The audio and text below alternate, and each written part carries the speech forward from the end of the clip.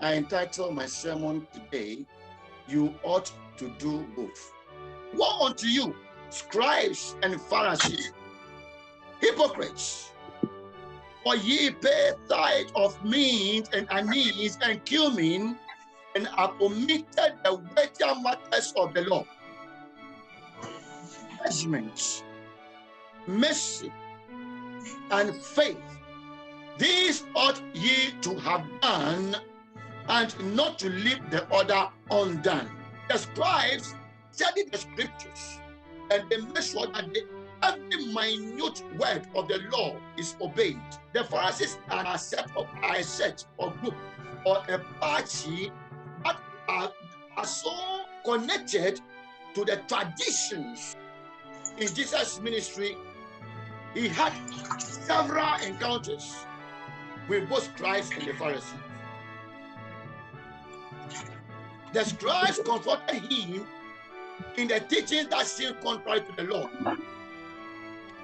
The Pharisees had several confrontations with Jesus Christ in the area of tradition. The law is in two parts. Jesus said you have to do this one and do this one as well. They have taken the first one, the ceremonial. The ceremonial one is the one that they feel comfortable with. The ceremonial one that the Father said you should do. The Pharisees pay tithe on everything because God told them that they should pay tithe of the fruit of the ground. So to them, anything that comes of the ground which is useful for them, they should pay a tithe of it to God. Which is very good. Jesus was saying that much as you pay tithe, you must also be aware that there's another part of the law which is not ceremonial. In fact, the Jews, they boast by paying tithes. In Luke chapter 18, we see a man who went to the temple to pray. And then there was another Pharisee also came into the temple. And the Pharisee went and stood in front of the altar and said, Lord, you know that I fast twice in a week. I give tithes to all that I possess. I give everything my tithe. I don't fail in giving my tithe. I am not like that gentleman behind me who doesn't fast and doesn't pay anything. It's good to pay your offering. It's good to pay your tithe. And it's here. The word say pay. Payment means that you must do it. If anyone says don't pay tithe, it's on the Old Testament, Jesus Christ told the Pharisees, he says that you could do this without forgetting this one. They say don't pay tithe. Tithe is for our own good. What does it mean? Your money. And when you give, he has given you a promise. He said that I will keep what? I will keep the devourer out of your life. The Jews pay three kinds of tithe. 3. So what we pay tithe, then the 10% that we pay, the Jews, they pay 30%. First, they pay tithe on their property to support the Levites. So when a Jew has 10 cars, 1 car is not for him. 1 car is for God. When a Jew has 10 shoes, for every 10 shoes, 1 is for the church, for God. When there are 10 shoes, every 10, the 10th one is for God.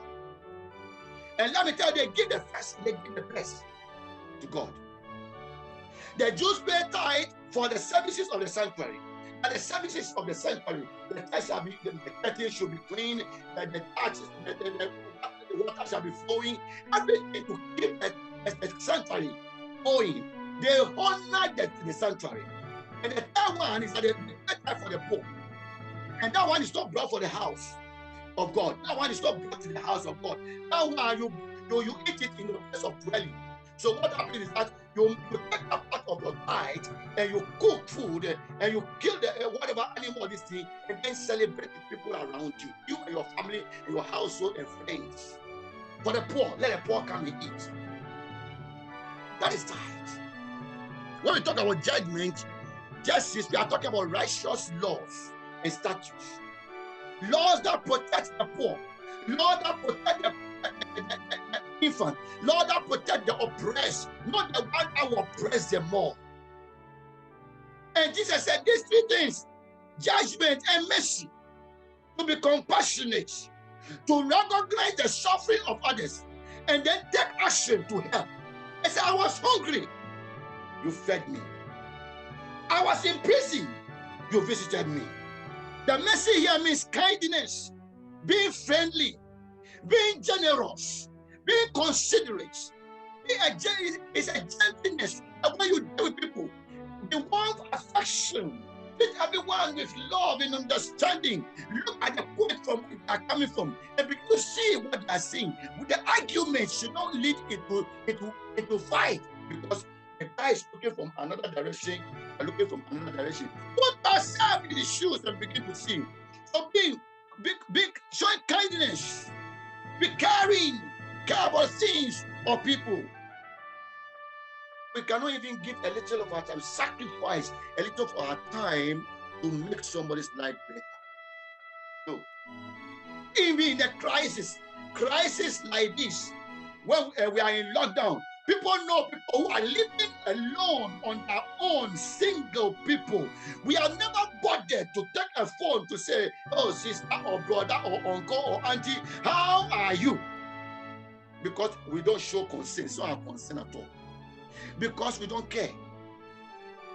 So who are Pharisees and scribes in today's world? Anyone who opposes the gospel of Christ is a Pharisee. Anybody who pretends to be holier than thou by keeping the outward motives clean, but then the inside of them is filthy. Woe unto you those who oppose the gospel of Christ. Woe unto you those who set away and discourage people from the church and the gospel. Woe unto you those who preach doctrines contrary to the gospel of Christ. Woe unto you those who do the things to glorify themselves and not God. Woe unto you those who oppose the grace of God by being so religious. Woe unto you those who reject Christ. Woe unto you those who put more value on ceremonial and traditional laws than the moral laws. Woe unto the self-acclaimed, righteous, and haughty Christian. One, it is very important to obey the ceremonial laws. My relationship with mankind, my servants, my household, my teacher, my husband, my wife, my brother, my sister, my friend, my boss. You love God, fine. I love God, fine. We love God, fine. But we must also love man unreservedly, because that man is still a child of God. Matthew chapter 19, verse 21.